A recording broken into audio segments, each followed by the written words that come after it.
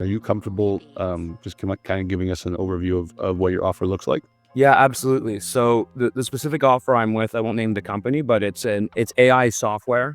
So it's a tech sales position, and the specific role itself, it's both base and compensation, Mhm. or base and commission. Sorry. So we ended up landing on the offer where it was 85K a year base plus commission based off of quota attainment.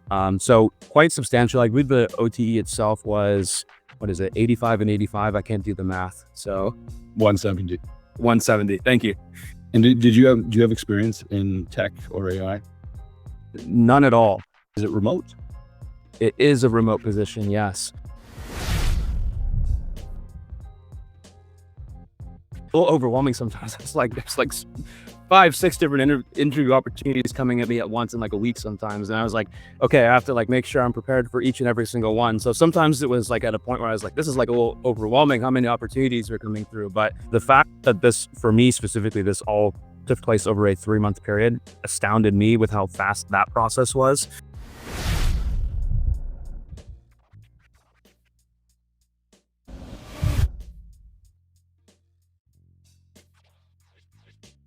Okay, so welcome, Enrique. I'm super happy you're here to sit down with us today to discuss a little bit of your time with James University.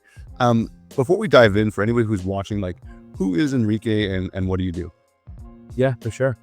So yeah, I'm Enrique. I'm currently living in Ottawa, Ontario, Canada. I'm 24 years old. I've been in sales for I think 5 or 6 years now, Mhm. and I've been across a lot of different industries, experienced a lot of different things, insurance, solar, business consulting, etc. So I've had a lot of experiences, and have had a lot of shifts and changes made in my life from a career perspective. And then on the other side, just for sort of personal preference, I'm a big traveler. I like to move around a lot. So it's kind of funny. My career is very much modeled my personal life, where I've lived in lots of different places. I've traveled to lots of different countries. I'm always about finding new experiences, both professionally and also personally. And that's really helped me just have a very engaging life. And at the same time, meet people across all different walks of life as well, which has been very enlightening in the amount of time that I've, experienced living on this earth. So Yeah, well, a little bit about me, high level. yeah, that's cool, man. Thank you, Enrique. And what was going on in your life that made you want to make a change towards a different career? Yeah, so it's funny. It kind of it goes back to my conversation I had with Mitch, I believe. Remember, it was Mitch who I spoke with, and I was in this place where I wanted to stay in sales. Like I knew this was the career I wanted to stay in broadly, but I was struggling with understanding where I ideally wanted to gear the trajectory of my sales career moving forward. So I had that experience where, I worked on the B2C side, working with consumers. I had that experience working with, SMBs and mid-market. Mm. And then at the time, I was very involved in the sort of high ticket space. And that was where I had found myself when I initially had booked a call to speak with you and your team. I just remember being in a place where I was sort of stuck between two sort of sides, where I was like, well, there's the high ticket side, and there's all the excitement around that, and the process associated with that kind of sales experience and sales process. But then I was also thinking like, well, what about the long term? Thinking about the long term of having a family. I'm still young at 24, but I'm still thinking about, well, long term, if I meet someone and want to have a family, what does that look like from a work-life balance and flexibility experience, and the ability to not just make money and advance in my career, but also show up within my personal life as well. So I'm present for that sort of experience as I am getting older. So I was dealing very much with that conundrum of like, I want to stay in sales, but like, which path do I take? And speaking with Mitch, actually, he really helped lead me. He didn't really force me down a path, but helped lead me to understanding of what meant most to me and what was most important to me. And it's where it ultimately led me to, well, I want to go down this route of, the remote corporate sales side. And ultimately why I decided I wanted to work with you guys. And I was like, yeah, let's go ahead and do it. So Well, so did you feel that the high ticket space, right? Because high ticket is also remote, right? it is, yeah. You feel, it's kind of positioned in a way where you can kind of work remote on your own schedule, make a ton of money. Do you feel that's true with high ticket? I do. I definitely don't disagree with that because I have made decent money in high ticket as well. But I, at the same time, looked at it as like, I'm taking like anywhere from 4 to 6 calls a day, every day. I'm spending most of my time just like sitting there, focusing on just like getting ready for the next call and the next call and the next call. So I was really looking for a role that allowed me not just the ability to perform at a high level, which I have throughout my career, but do so with a lot more flexibility in terms of, I'm the one that's hunting for my own opportunities. I'm not having to deal with, a lead coming through and saying like, oh, I can't afford to do this, or a lead coming through and it's someone who is like, oh, well, just tell me what you do. And then it's like, okay, well, this is just like a waste of a call. And I just wasted like, a whole hour that I could have spent doing something else. Yeah. Versus I found that I was looking more for a role where, yes, there is going to be that work of identifying, an ideal client or an ideal opportunity, but having more flexibility in my ability to do that and really hunt for my own deals and close my own deals out of that was something that I wanted to make more of a focus on, because I just saw it from a career and skills perspective as like what was going to lead me further in towards of advancing my career and advancing my abilities as a salesperson. Is it going to be staying strictly just closing, or is it going to be something that's more full cycle where I can demonstrate my full abilities from prospecting to identifying opportunities to leading it through the pipelines ultimately to a close? I believe that's where I landed in terms of what I was looking for in terms of a sales role. Okay, cool. And how did we meet? Like, did we know each other beforehand? Were we like long lost friends from Canada or something? It just naturally came up on my social media feed. It's the funniest thing. I've invested into sales trainers and mentorship and all kinds of things, and I've never gone looking for them. They've just naturally have appeared to me. And it's funny because the things that have naturally appeared to me have, lo and behold, ended up being the right things I needed to invest in. So I never went out seeking for James University or searching for you or your team. It just naturally presented itself. And it was at a point where I was at that crossroads. And when I saw the ad online, it was on Instagram, I believe. I went through the whole ad itself and the information. I was like, I feel like this speaks to me, and it led me to booking a call and to speaking with your team. So Okay, cool. And how was the experience like coming into James University from day one until now? yeah, I was really amazed because like I wasn't sure exactly what to expect. Like when I was walked through the pitch, I was like, okay, I see. There's some elements of done for you, done with you, and then there's going to be obviously your job to really crush it in the interviews and learn the process of how to actually interview and market yourself on them, right? And so I wasn't entirely sure what to expect going in, just that general picture. But when I actually got in, I was really amazed at how attentive your team was, like every step of the way.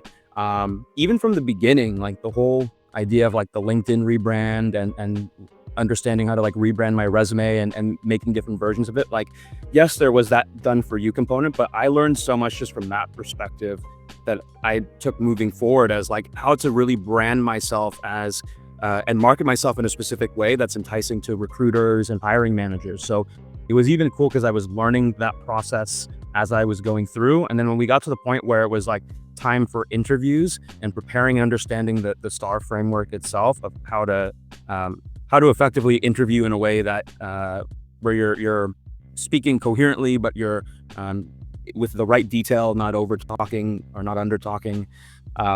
That process in itself too was really cool because it even allowed me to understand how to make sure that I was properly demonstrating myself and my abilities in front of hiring managers and recruiters. And that was really cool too, especially as I was going through each stage of the interview process, because there's a lot of these interviews I had was like multi-stage interviews. So it was cool learning how to fine tune that framework depending on who I was speaking with. And as I was doing more interviews, I was getting better at it too, which was like really awesome to see. Yeah. Okay, cool. Love that. And did the team get you interviews? Like, was there a team there that was like funneling you opportunities in the remote corporate space? Yeah, absolutely. I was a little overwhelming sometimes. It's like there's like 5-6 different interview opportunities coming at me at once in like a week sometimes, and I was like, okay, I have to like make sure I'm prepared for each and every single one. So sometimes it was like at a point where I was like, this is like a little overwhelming how many opportunities are coming through, but it was really amazing to see that. But the idea that I understood that there was going to be a process where interviews were going to come through, and I do know you did try to gauge expectations. Like, sometimes there might be some downtimes, there might be some times where it slows down a bit, but I found it was a consistent flow of interviews that was going through like each week, which was like really great to see, because it showed me that like, okay, you guys are doing that back end work of getting me these opportunities. And then that instilled in me like, okay, I need to make sure I prepare so that I'm ready to give it my best when I am in front of these recruiters or hiring managers that I'm speaking with. So Yeah, because you get a lot of at bats, right? And yeah, a lot of chances at that. Yeah. it's always it's like any sport or whatever, is that you just get better, right? And then you really kind of get the feel for things. Did you ever wake up to interviews? Wake up to interviews? Like wake up and I saw that there was like an interview that was scheduled? Yeah, absolutely. Like I definitely, there was times where I'd like wake up and check my email. I'm like, oh, all right, I have an email for an interview that I need to schedule for a hiring manager or a recruiter or whatever it was. So yes, there were those moments where I was like, oh, all right, there's another interview. All right, time to get ready and prepare myself. Schedule it in and then get ready to do my research and prepare, just any expectations in terms of questions that may ask me and things like that. So yes, absolutely. Okay, because I sometimes tell people, right, when they ask me what I do, I say that we essentially get our partners interviews as they sleep. Would you agree with that statement? Absolutely. Like no ifs, ands, or buts. Sometimes I'd go to bed, or even sometimes like I'd be about to go to bed and I saw there's a notification for someone that's coming through to provide me an interview, and I'm like, okay, I'm gonna like go to bed. Like I need to make sure I rest. But like it would be like going to bed, there's an interview opportunity. Wake up in the morning, there's an interview opportunity. So I 100% agree with that statement. That was the case for me. Perfect.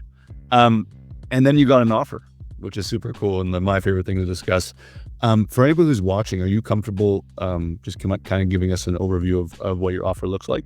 Yeah, for sure. When you say like offer, do you mean specifically like what is the specific product? So I understand exactly what yours are from, just in terms of what your offer looks like that you signed, like the amount of money that you're going to make and if it's remote. Oh, yeah, absolutely. So the specific offer I'm with, I won't name the company, but it's AI software.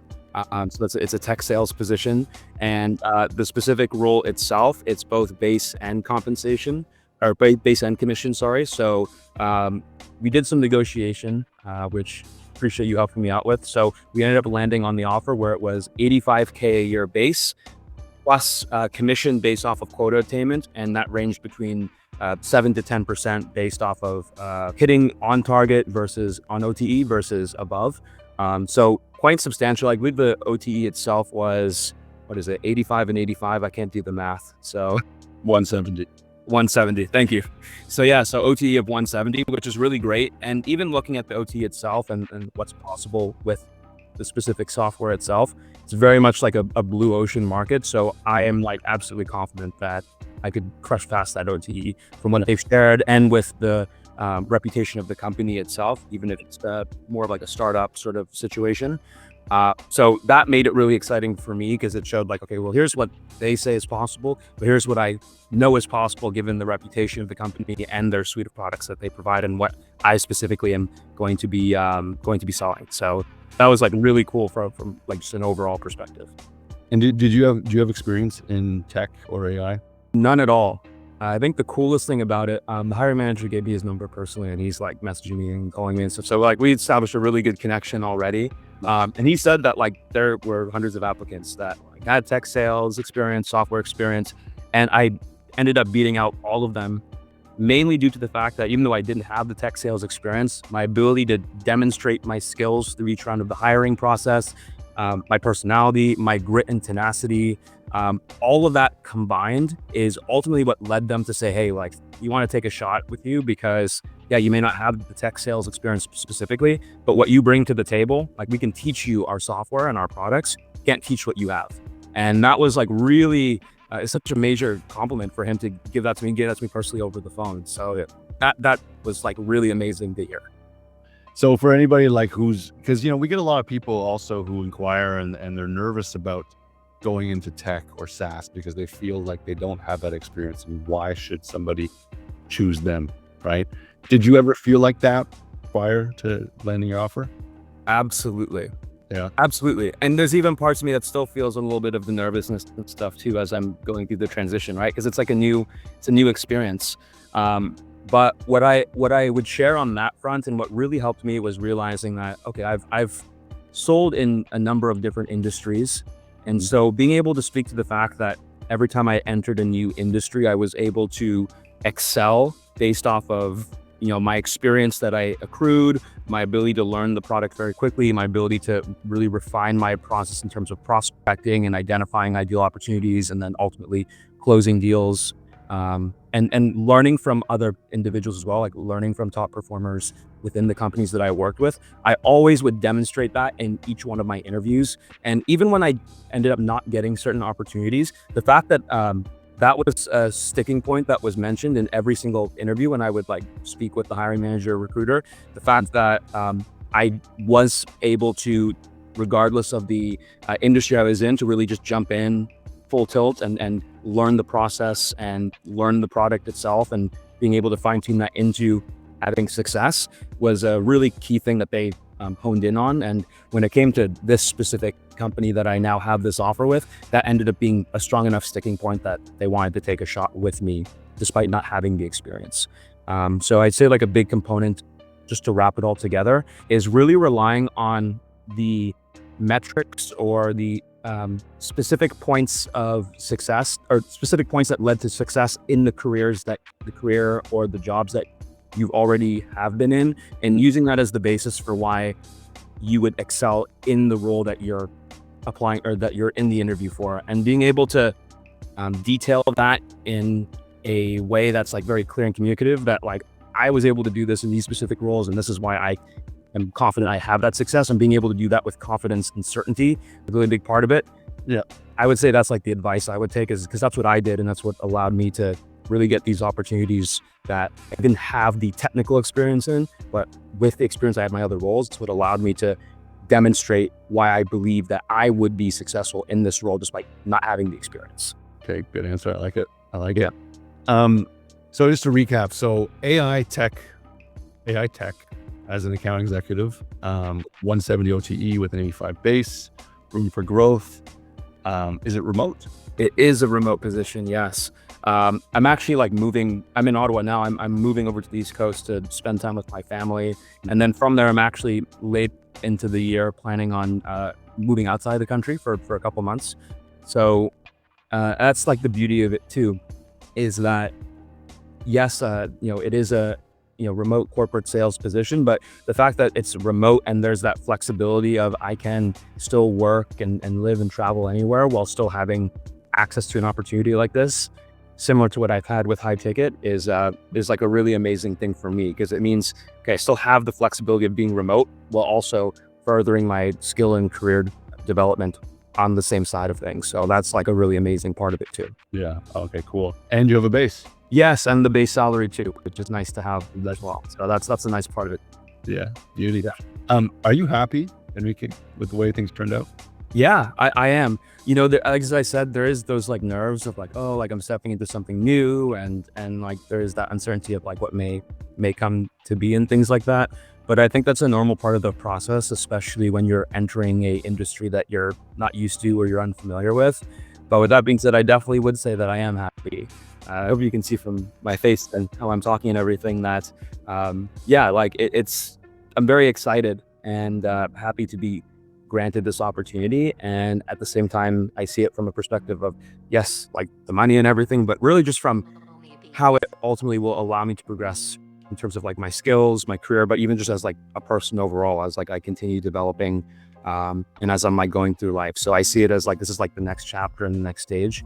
And there's those nerves, but I'm excited and happy to feel those nerves, and I want to use that to then carry myself forward into success in this role, and then beyond that, who knows where that's going to go. But yeah, well, it's like a diving board, right? Now you're an AI tech guy. I love it. Last question. Would you recommend us to somebody who's looking to either land a remote sales role or pivot into remote corporate sales? I absolutely 10 out of 10. I would highly recommend anyone that's considering or curious or is wanting to make a transition into remote corporate sales, remote tech, you name it. If you're wanting to make that transition, I'd highly recommend Corey and his team at James University. The fact that this, for me specifically, this all took place over a 3-month period astounded me with how fast that process was. But aside from that, it was also the fact of like, you guys were very attentive, and anytime I had questions or anything that I was unsure about, or even just like notifying me sometimes of like opportunities. Sometimes I would be focused with my work. I wouldn't have all the time, any of the time, like even just notifying me like, hey, here's an opportunity, there's some questions they're asking that we need your information on, or here's this opportunity, you gotta get prepared for this date. Like just being very attentive at every stage of this journey of working with you and your team, it was like nothing short of excellent. So I have nothing but high praises and would highly recommend anyone, if they're looking to make that transition to remote corporate, work with Corey and his team. You're not going to regret it. I love that. Thank you. What a great way to start off a Friday. Gives me some energy. No, that's it. So like, I mean, I know you're transitioning into a brand new, sales cycle essentially, but you have a ton of experience, and I know you're going to crush it. We're going to keep like all our channels open. Like, you have access to us, and as you're onboarding for any type of questions, always better to ask us instead of like even your plus one or your manager when you got a question, because there's no such thing as a silly question when we're starting something new. So you're always welcome here at James University, Enrique, and it's been an absolute pleasure. 3 months is short, but I'm so happy that it turned out so quickly for you, and I wish you all the best, brother. Thank you very much. Appreciate it, Corey.